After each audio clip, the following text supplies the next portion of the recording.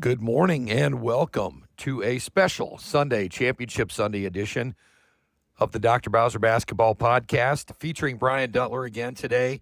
We are wrapping up our week at Arch Madness, and we want to talk a little bit about our semifinal Saturday matchups, and then we'll dive into some analysis and a preview of Championship Sunday. So Saturday featured two matchups.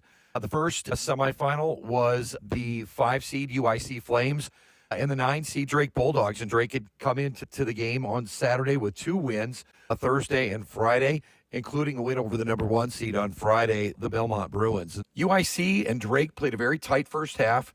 UIC didn't take the lead for good until 16:03 left in the first half. And so the first few minutes of the basketball game, Drake really hit shots and looked a lot like they did the day before against Belmont. Spread the floor, attacked the basket, and knocked down open shots. Jalen Quinn finished with 14 points for the Bulldogs, who ended their season at 14-20.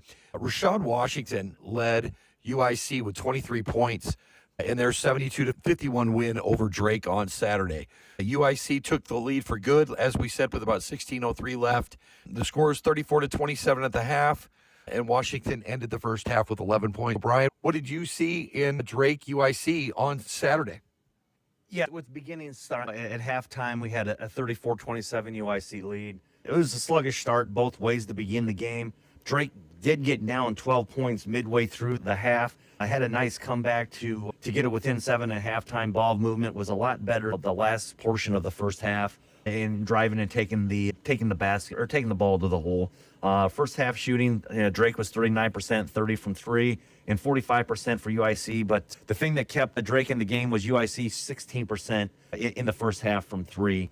Relied on way too many jumpers in the first half, and as Dr. Bowser said, 16 minutes UIC took the lead for good. Drake made just a slight comeback with 15:07 left in the second half. Got the lead to 4 at 43-29, and then with a huge 3 from Eli Shelter for UIC on the next possession, and then outscored Drake 29-12 in the remaining portion of the second half in the game. And really came down to, I think, Drake's gas tank got to empty. The ball movement stopped. Defense was a little bit slow to react. And more so importantly, when we start talking about the preview, is the mental side of the game. The decisions that were there earlier on Thursday and Friday just might be a second or two delayed. And I think that's what ended up happening is Drake just ran out of gas on the short bench that they had.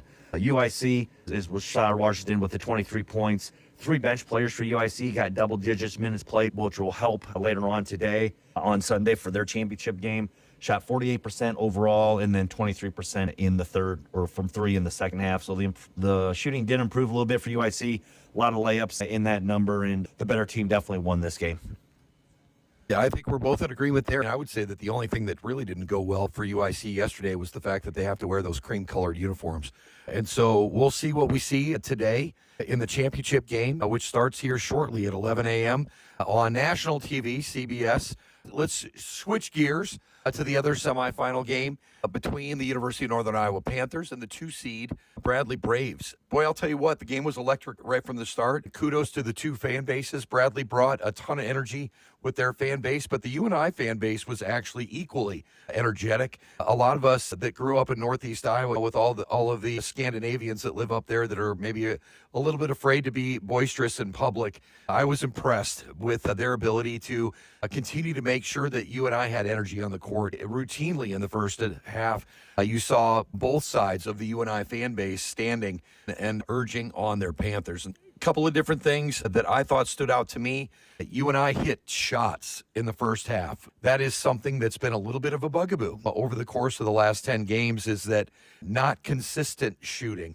But I think one of the reasons why they saw that is they attacked the lane.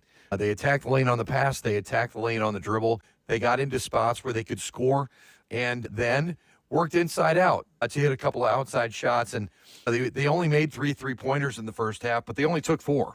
So they're 75% from the 3-point line at the half. And UNI definitely blitzed Bradley in the first half. I don't think Bradley expected UNI to come out like that. The second half maybe was a little bit different story. Yeah, just a little bit on the first half. UNI has a 46-32 halftime lead. Effort in the first half, getting the ball inside was tremendous. It was a well-played first half by both teams with only 5 total combined turnovers in the game. 71% overall for UNI field goal percentage in the first half. There were good open looks. Bradley was 48%, which normally, you'd sign up for 48% field goal percentage, 44 from three, but they found themselves down 14. A lot of good open looks. UNI, they could have had a 15-point lead had we been able to manage some of Bradley's outside looks.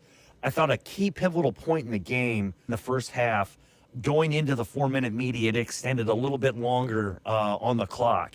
And Coach Jacobson had some starters on the bench. I think at that point in time, Leon Bond was on the bench. I think Trey Campbell was on the bench and got some good extended run out of R.J. Taylor, John Hutchins, and then also Doof was also on the floor and actually was able to extend that lead and probably got about 3 minutes of extra bench time for those starters, which as we get into the second half is going to play a huge difference with the alertness and the quickness that Northern Iowa was able to show a little bit on the defensive side of the ball. So UNI kind of holds on for a 4-point lead. They were up by 14 at the half, and Bradley we knew would make a comeback, and they just wouldn't quit. Kudos to Coach Wardle and his guys. They just continued to play hard the entire 40 minutes. UNI up 8 with about 52 seconds to go. Only went 1 of 2 from the free throw line a couple of times for the Panthers, and Bradley was able to throw in 2 threes there late, and UNI escapes with 4-point victory and moves on to Championship Sunday. And maybe any final thoughts on the Panther game, Brian? Yeah, in the second half, in some of our conversations in the arena and after our pregame view, we knew Bradley was going to throw a zone defense out at Northern Iowa at some point in time. They threw a couple possessions in the first half with it. Watching Northern Iowa basketball, we struggle a little bit more with the zone offense than we traditionally do when we're playing against man-to-man defense, and that kind of showed up quite a bit in the second half. Also, Bradley in the second half went more full court. A lot of it was man, but there was quite a bit of zone, especially on the inbounds, the 1 to 2 passes, just to slow down the Panthers a little bit, try to create a little bit of chaos. And at every single minute, from the under 4 media timeout, Northern Iowa had a 5-point lead most of the last few minutes of the game. But the pivotal time, Northern Iowa was up 8 points with a 32-second lead, or with 32 seconds left. You end up having a layup by Bradley. You turnover in the zone press. That led into another 3-pointer, and I know those Panther fans out there going, okay, here we go again. We've seen this way too many times, but we did end up, in Northern Iowa, did end up making a couple of front ends, some free throws down late, got to lead the 4, and played a great defensive stand on the last play of the game and the ball up in the air.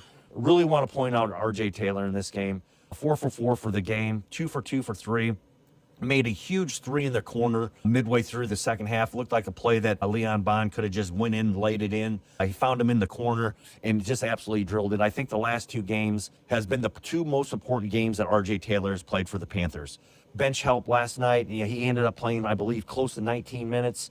4 scores in double figures with Leon Bond leading the way at 19, Trey with 13, Trey Campbell, and then Ben Schweiger and also R.J. Taylor both coming in with double-digit points with 10 each.